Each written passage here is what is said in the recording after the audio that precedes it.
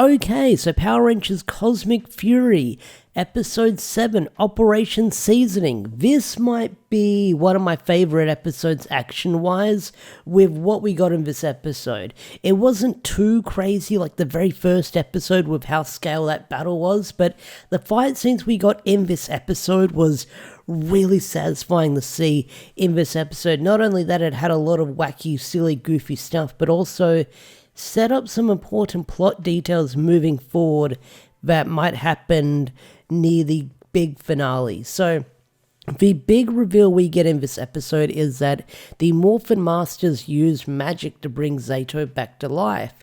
And when Zato is using the Morphin Master Staff, well, he's using that magic. And once that magic's all gone up, then Zato's back to being dead, which is really crazy with how high the stakes are for Zato, because every time he uses those powers that he gets from the Morphin Master, he's getting closer and closer to death, so his time on Earth isn't that long.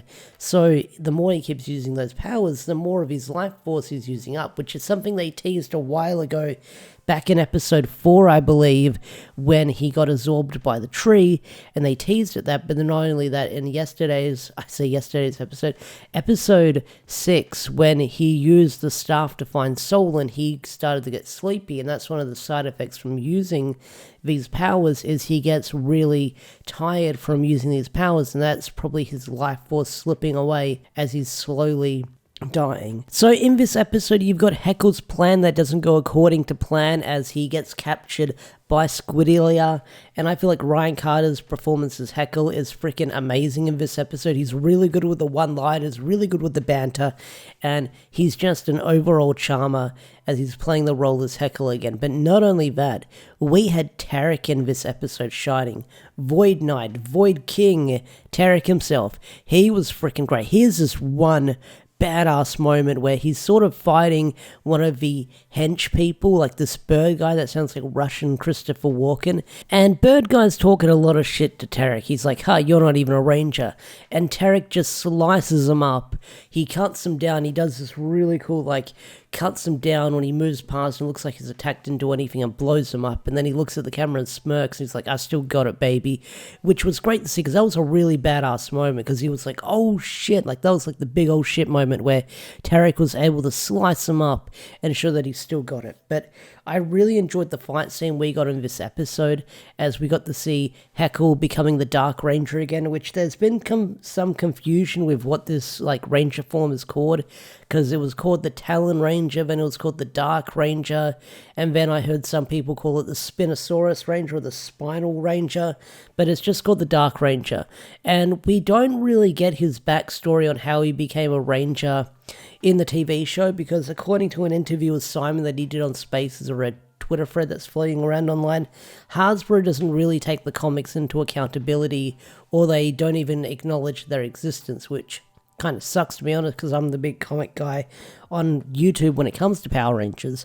But we don't learn that backstory, how he became a ranger. But I've covered it on the channel before. I've covered it several times on the channel before, so if you want to check out that video, how Heckle became a ranger in the comics, then feel free to watch that video. But they don't really explain it. Heckle gives his quick backstory saying he was the bad guy, then he became good, and then he eventually became a ranger. But they also said he also says that he's from another dimension. So it looks like that he's crossed over into this world, it looks like, from the Dino Charge world into the Dino Fury world. So I do wonder how he ended up in this universe.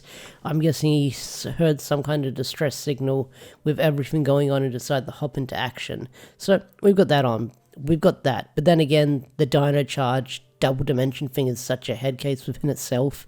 I don't want to think about it too much, but this episode had some great action in it with the fight scenes we get, and Squidelia ends up getting captured, and they're definitely going to probably use her for interrogation. But not only that, this is the episode where they're back on Earth, and they sort of got to get their story straight to their parents and their family with everything going on. Well, mostly Izzy and Harvey with their family, as, Harvey confronted his dad, and he's missing an arm, and that's going to be hard explaining. And then you've got Fern, who said she had 600 voicemails which is crazy. Guess they've been gone for a really long time if their parents left them that many voicemails. Now, one thing I also did like about this episode is Solon going big and giant, because it's a really dumb, silly joke, but I had a lot of fun because Zato's using his Morphin Master magic, which is definitely taking probably a lot out of his life to make Solon big, while Ion can set up a distraction and get the teleporters that they got from Grid Battle Force to bring down the Lord Zed ships. And that's the one thing I really do like about this episode is you see a lot of callbacks from like the previous couple of seasons, a lot of characters here and there, like I said, Pop, Tarek, Centaura gets mentioned. She's probably off somewhere safe because she's about to give birth to a baby. We have Izzy and Harvey's cousin from the Special Olympics episode from Dino Fury Season 1. It was really cool to see them back again.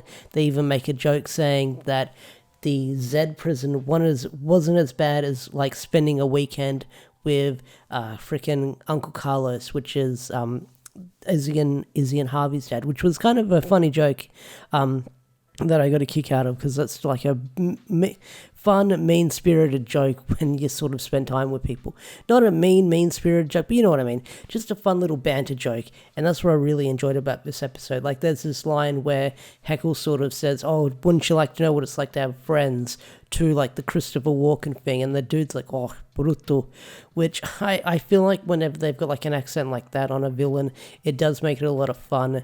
But like this episode was great because, like I said, really cool action scenes, like really cool like premise with what they're setting up, and it feels like the next couple of episodes, because I've only got 3 episodes left to watch, is going to be non-stop action as they're going to have to find a way to stop Lord Zed. So I am curious to see how the show is going to end moving forward. So with that said, I think I'm going to bring this video to a close.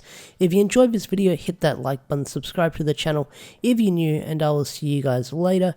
Thank you for sticking around and enjoying my Cosmic Fury reviews. I know I've just been dumping them non-stop on the channel recently, so you're probably tired from all the Cosmic Fury reviews, but I'm glad you guys are watching them and getting by them very, very slowly, because I could have done one big review, I could have dropped them all at once, but I'm just having fun just watching the episodes and then sharing my thoughts on them in this spoiler recap review, whatever you want to call it. So with that said, I'm out of here, and have a wonderful day or night. Peace out, take care, bye.